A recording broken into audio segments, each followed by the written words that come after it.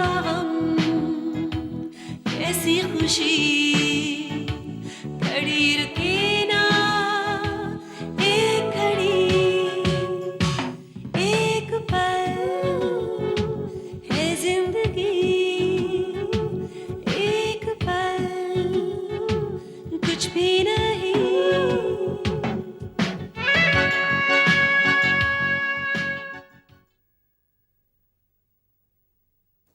आइंदा से अगर तुमने नीतू के साथ कोई बदतमीजी करी या उसके घर गई तो मुझसे बुरा कोई नहीं होगा। तुम होते कौन हो मुझे ये बताने के लिए कि मैं क्या करूं या क्या नहीं? तो मेरे भाई तो रहे नहीं, बाहर से जाकर बातें सुनते हो और मेरे साथ आकर झगड़ते हो। जस्ट वेट, तुम्हें उसकी असलियत मालूम चल जाएगी। इतनी चालाक है कि अपनों को पराया बना देती है, बेच खाएगी तुम्हें वो एक दिन। क्या कहा तुमने? मम्मी, ये क्या कर रहे हो तुम? ये क्या हो रहा है मेरे साथ? मम्मी मुझे चक्कर सा आ रहा है। अरे बोल तो सही, क्या बात है? जिस आदमी की मौत 2.5 साल पहले हो चुकी है, क्या वो खत लिख सकता है? क्या कह रही है तुम? मेरे कुछ समझ में नहीं आ रहा। मम्मी, केशव ने मुझे खत लिखा है। तुम दोनों के कानों तक मेरी आवाज पहुंचे तभी तो मैं जाकर कुछ बोलूं। Soha, I am warning you, अगर आइंदा तुमने ऐसा किया तो मुझसे बुरा कोई नहीं होगा। तो svetlana, फिर मुलाकात होती है मेरी 55th बर्थडे पार्टी पर, जिस रात तुम्हारे लिए मेरा प्यार एक नई परवाज लेगा। तुम्हारा केशव। ये क्या है मम्मी? पता नहीं, मेरी भी समझ में नहीं आ रहा। यानी कि कुकर की पहली सीटी बज चुकी, अपनी दाल काफी हद तक गल गई। तू फिक्र क्यों करती है? मैं जो तेरे साथ हूँ। मैं जल्द ही शीला के पास जाऊंगी और उसको पूछूंगी कि उसका प्रॉब्लम क्या है। Okay, don't worry. आजा बैठ।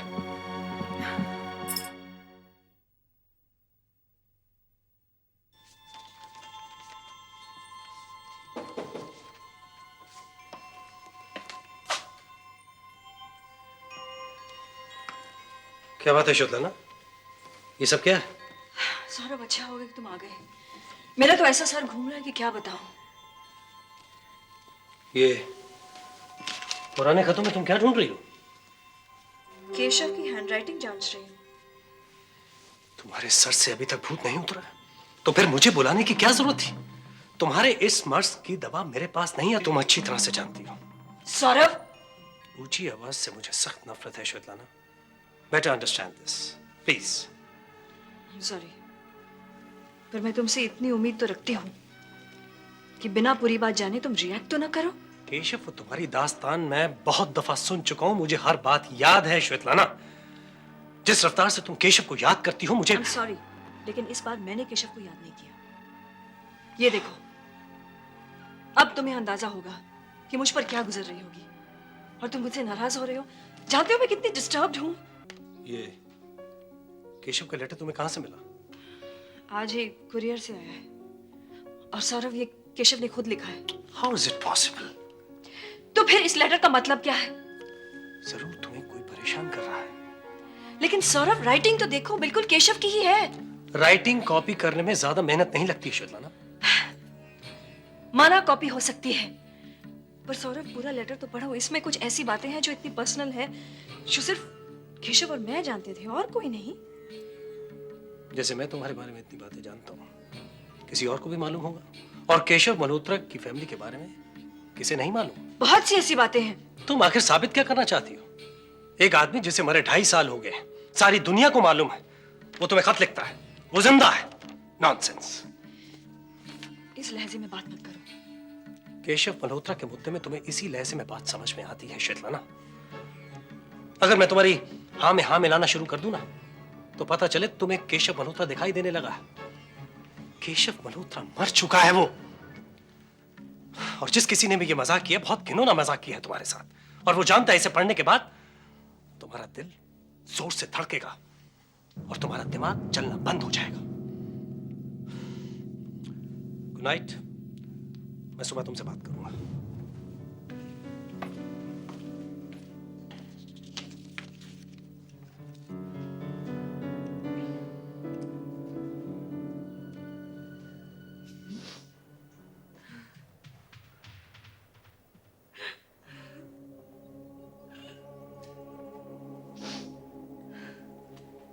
मेरी मौजूदगी में भी तुम्हारे आंखों से आंसू बहे, तो फिर तुम्हारी जिंदगी में मेरा क्या मायना? हर चीज तुम्हें दुख देती आ रही। क्या आज मैं भी नया दर्द बनकर आ गया? I am sorry Renu. Please Kuku, ऐसा मत कहो। नहीं रेनू, मुझे आज ये सब नहीं कहना चाहिए था। देखो ना, मैंने वादा किया था कि मैं तुम्हारा सहारा बनूंगा और तुम कितनी बेसहारा हो गई। खुशी लेकर आना चाहता था और तुम तो और मायूस हो गई। पर रेनू, मैं तुम्हें तुम्हारी खुशियां हासिल करके दिखाऊंगा। आज की बात पर मत जाना। आज मेरा दिल भी बहुत भारी है। कुकू, क्या हो गया? आज तुम इतने मायूस क्यों लग रहे हो? मायूस हूं क्योंकि मायूसी की बात है। जानती हो, इतने दिनों जो मैं नहीं आया, मैं कहां था? कहाँ थे? मैं एक सपने का पीछा कर रहा था। एक ऐसा सपना जो मेरा तो था ही, लेकिन हाल ही में मेरी बहुत प्यारी दोस्त रेनू का भी सपना बन गया था। और वो सपना मेरी पकड़ में आ गया था। मैं उस पे कब्जा करने ही वाला था कि अचानक मेरी उंगलियों से फिसल गया। वरना अगर वो सपना आज लाकर तुम्हारे सामने रखता तो तुम्हारी खुशी देखकर मैं कितना खुश हो जाता। तुम किस सपने की बात कर रहे हो कुकू? कैसा सपना? मेरा एक एनआरआई दोस्त है जिसने मेरे सामने एक ऐसा बिजनेस प्रपोजल रखा कि उसमें मैं तुम्हें 20% का पार्टनर भी बना सकता। हाँ? फिर क्या प्रॉब्लम आ गई? ये बात मैंने किसी को नहीं कही, यहां तक कि मेरे फैमिली मेंबर्स को भी नहीं। बिल्कुल अलग होकर मैं ये काम करना चाहता था और एकदम ओपन ऑफर था मेरे एनआरआई दोस्त का। यहां तक कि 50-50% की पार्टनरशिप भी तय हो चुकी थी। वो पूरा पैसा इन्वेस्ट कर लेता और मैं बिजनेस संभालता। खैर, बिजनेस तो मैं अकेले नहीं संभाल पाता और अपनी जो बात हुई थी, मैंने सोचा कि उसमें तुम्हें 20% का पार्टनर बनाकर हम दोनों साथ साथ ये काम शुरू करते। और अचानक पूरी उम्मीदों पर पानी फिर गया। क्यों? क्या हो गया कुकू? क्या प्रॉब्लम हो गई? उस कमबख्त प्रॉब्लम का नाम है tulip hotels and resort company. क्या? Tulip resorts?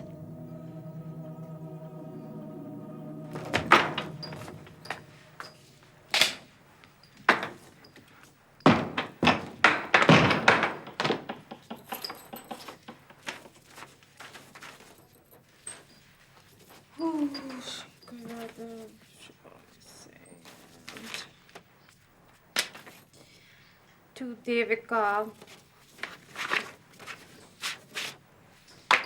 Invitation.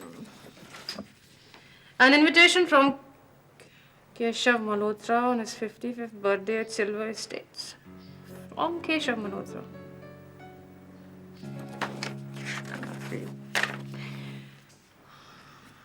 Dear Devika, अपनों को खत लिखने का सिलसिला जारी था तो एक बार कागज पर कलम ने तुम्हारा नाम भी लिख दिया। तुम मानो ना मानो और भले मैं महसूस करने से इनकार करता हूँ, पर केशव की अपनी तो तुम हो।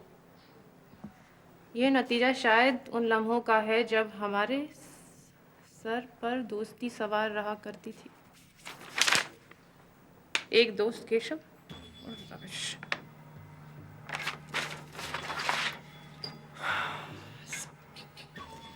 देविका, अगर तुम्हें याद हो तो चंद ही मुलाकातों में हम काफ़ी करीब आ गए थे, एक दूसरे की ज़िंदगी में काफ़ी दिलचस्पी लेने लगे थे। वो शायद इसलिए क्योंकि तुम्हारे तेवर, तुम्हारा मिजाज, तुम्हारी समझ, तुम्हारा कॉन्फिडेंस इस इंडस्ट्रियलिस्ट केशव के बहुत काम आता था। तुम्हें मालूम नहीं चला होगा, पर मैंने कई बार तुम्हारी समझ और तुम्हारा मिजाज तुमसे उधार लिया है।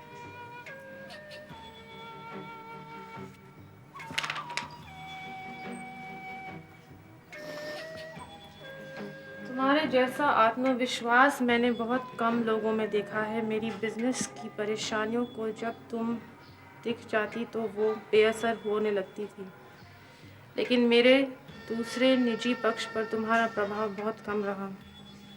तभी हमारी मुलाकातें अक्सर ऑफिस में हुआ करती थी, और अगर हमारी दोस्ती ऑफिस तक ही सीमित रही तो शायद हमारे दरमियान आया फासला कभी ना आता।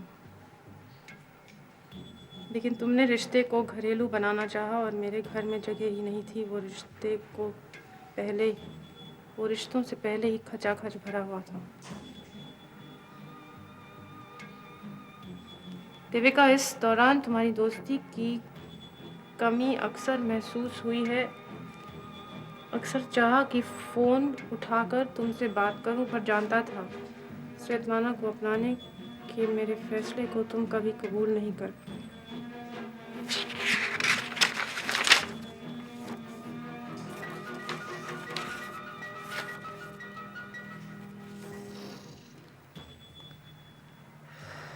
देविका, चलो एक मौका और दिया जाए अपनी दोस्ती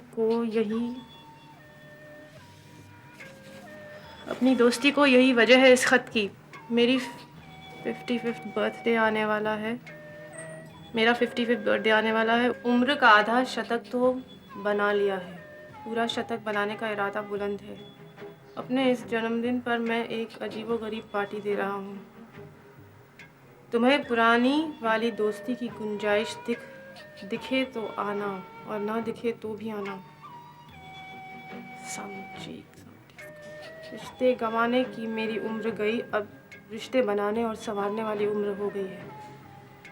किसी का हुक्म सुनना तुम्हें अच्छा नहीं लगता, फिर भी ये मेरा हुक्म है, तुम्हें आना पड़ेगा।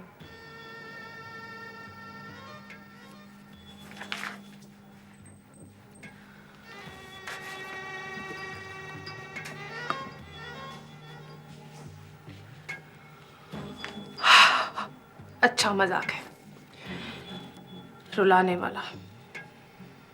सिर्फ केशव के नाम पे ही तो रहूंगी।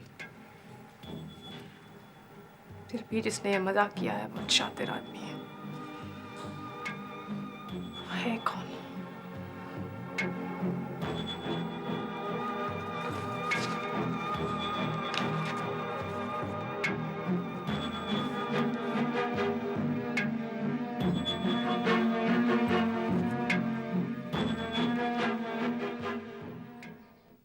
आई am sorry Renu, very very sorry. वरना हम इस लम्हे कितनी खुशियां मना रहे होते। तुम्हारी किस्मत से मुझे इतना अच्छा बिजनेस प्रपोजल मिला। शायद मेरी बदकिस्मती रही होगी कि ये ट्यूलिप रिसॉर्ट्स वाले बीच में आ गए। मैंगलोर के बीच पर ये रिसॉर्ट खोलने का प्रोजेक्ट मैंने अपने एनआरआई दोस्त को भेज दिया। काफी रिसर्च हो चुका था। मेरा दोस्त एकदम से तैयार भी हो गया पूरा पैसा लगाने के लिए। पर हमें अचानक पता चला कि ये जमीन ट्यूलिप रिसॉर्ट्स वाले खरीद चुके हैं। मैं तो एकदम रो पड़ा, अपने लिए नहीं बल्कि इसलिए कि मैं ये खुशी अपनी रेनू को सुनाने जा रहा था। वो खुशी की तो रास्ते में ही मौत हो गई, पर मैंने हार नहीं मानी रेनू। मैं ये कोशिश करूंगा ये पता करने के लिए कि ये ट्यूलिप रिसॉर्ट्स वाले हैं कौन। मुझे दुगनी चौगुनी कीमत देनी पड़े, मैं वो जमीन हासिल करने की कोशिश करूंगा। भीख मांगनी पड़े तो भीख मांगूंगा, क्योंकि रेनू हमें इससे अच्छा बिजनेस प्रपोजल नहीं मिल सकता। बस एक बार पता चले कि ये ट्यूलिप रिसॉर्ट्स वाले हैं कौन। तुम भी पता करने की कोशिश करना रेनू। मैं जानती हूँ ट्यूलिप रिजॉर्ट्स किनका है। क्या तुम जानती हो किनका है? पहले तो मुझे ये बताओ कि तुम्हारे अलावा तुम्हारे इस बिजनेस प्रपोजल के बारे में और कौन जानता है? मेरे अलावा और कोई नहीं जानता, या फिर अब तुम जानती हो? मैत्री देवी भी नहीं? मैंने उसे नहीं कहा, और तुम भी उसे मत बताना। लेकिन ये सब तुम पूछ क्यों रही हो रेनू? क्योंकि ट्यूलिप रिजॉर्ट्स मेरे नाम पर है। क्या? तुमने क्या कहा? ट्यूलिप रिसोर्ट्स तुम्हारा है? और वो सब तुम्हारी मजबूरियां? तुम मेरे साथ मजाक कर रही थी? तुम मेरे साथ मेरे जज्बात के साथ खेल खेल रही हो? एक रिसोर्ट की मालकिन होकर तुम मुझ पर यह जाहिर करती रही कि तुम्हें पैसे की दिक्कत है, नौकरी ढूंढ रही हो। वाह रे वाह! तुम मेरी बात समझने की कोशिश तो करो, मेरी बात सुनो तो सही। खूब सुन चुका और आंखों से देख भी लिया। तुम बिल्कुल बिल्कुल गलत समझ रहे हो। मैं सिर्फ नाम के वास्ते उसकी मालकिन हूँ। असल में वो कंपनी किसी और की है। मुझे कुछ समझ में नहीं आ रहा। मालकिन तुम हो और कंपनी किसी और की है? हाँ, ये कंपनी निशी और राजीव की है। सिर्फ मेरा नाम इस्तेमाल किया गया था जमीन खरीदने के लिए। तो तुम कितने % की पार्टनर हो? कौड़ी की भी नहीं। मैंने तो ये सब सिर्फ दोस्ती के लिए किया था। तो एक काम और कर लो रेनू, किसी भी तरह मुझे वो जमीन दिला दो। मैं दुगनी चौगुनी कीमत देने को तैयार हूं। निशी और राजीव ये जमीन नहीं बेचेंगे। जमीन तुम्हारे नाम पर है। अगर तुम चाहो तो मेरे नाम कर सकती हो। नहीं, नहीं, मुझसे ये नहीं हो पाएगा। अच्छा, और मेरी ये दुर्दशा तुम देख पाओगी? वो जमीन ना मिली तो मेरा क्या होगा, और तुम्हारा भी। क्या तुमने ये सोचा है रेनू? मेरे तो समझ में नहीं आ रहा मैं क्या करूं। फैसला मैंने तुम पर छोड़ा है रेनू। फिर तुम जो ठीक समझो। लीला, ब्रेकफास्ट का क्या हुआ? ला रही हूँ मैडम। अरे भाई तैयार नहीं है तो जल्दी बता दो, मैं वही कर लूंगी। मैडम, मेरे होते हुए आपको बाहर खाना पड़े, फिर तो आप ऐसा कीजिए कि मुझे वापस स्टेट्स भेज दीजिए। लीला, तुझे मालूम है कि तेरे बगैर मेरा काम नहीं चलने वाला, इसीलिए ऐसा कह रही है ना? और मैडम, आप लोगों के बिना मेरा काम चलेगा? देख, मेरे और कुकू के बगैर तो शायद काम चल जाएगा, लेकिन बच्चों के बगैर नहीं चलेगा। और कहीं गलती से अगर मैंने बच्चों को ये कह दिया कि मैं लीला को वापस अमेरिका भेज रही हूँ, तो वो तीनों भी बैग बिस्तरा बांध के तेरे साथ ही निकल पड़ेंगे। मैडम, अब वो बात नहीं रही। क्यों? सोहा और बॉबी को अब मुझसे वो लगाव नहीं रहा जो वहां स्टेट्स में हुआ करता था। ऐसा क्यों कह रही है लीला? मैडम, आप और कुक्कू साहब तो काम में बिजी रहते हैं। आप लोगों को तो पता ही नहीं चल पाता कि यहाँ क्या चल रहा है। क्या चल रहा है यहाँ? देखिए, अब मैं सारी बातें लेकर बैठूंगी तो लगेगा कि मैं शिकायत कर रही हूँ। लीला, आराम से बैठ जाओ और मुझे सब बताओ। मैडम, बॉबी और सोहा अपने आप को बहुत अकेला महसूस करते हैं। ऐसा अकेलापन जो मैं भी नहीं भर पाती हूँ। क्यों? क्या है ना मैडम कि वहाँ स्टेट्स में तो वो शुरू से ही रहे हैं और सैकड़ों दोस्त थे उनके वहाँ पर, तो मुझे चिंता नहीं होती थी। लेकिन यहाँ मुझे चिंता होती है। मैं उन पर बंदिश लगाती हूँ, उन्हें टोकती हूँ तो उन्हें बुरा लगता है। जोर ज़बरदस्ती करके रात बेरात बाहर जाने से रोककर उन्हें यहीं रोकती हूँ तो यहाँ बैठकर वो आप दोनों की कमी महसूस करते हैं। देखिए मैडम, बाहर से तो दिखाई नहीं देता, पर सोहा और बॉबी में बहुत चेंजेस आ रहे हैं। गौर नहीं किया गया तो मैडम अंजाम बहुत अच्छा नहीं होगा। थैंक यू लीला, तुमने मुझे इस बात का एहसास दिला दिया। अगर इन बच्चों को कुछ हो गया ना, तो मैं अपने आप को कभी माफ नहीं कर पाऊंगी। मैं कोशिश करूंगी कि मैं आप कुछ वक्त निकालूं और उनसे बात करूं। अब मैं चलती हूँ।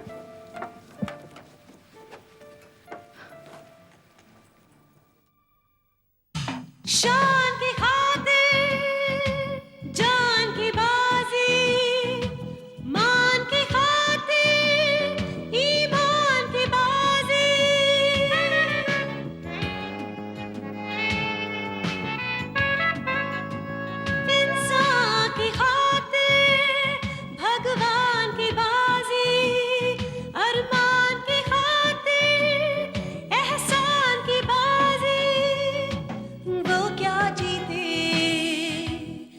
क्या हारे दिन छोटा सा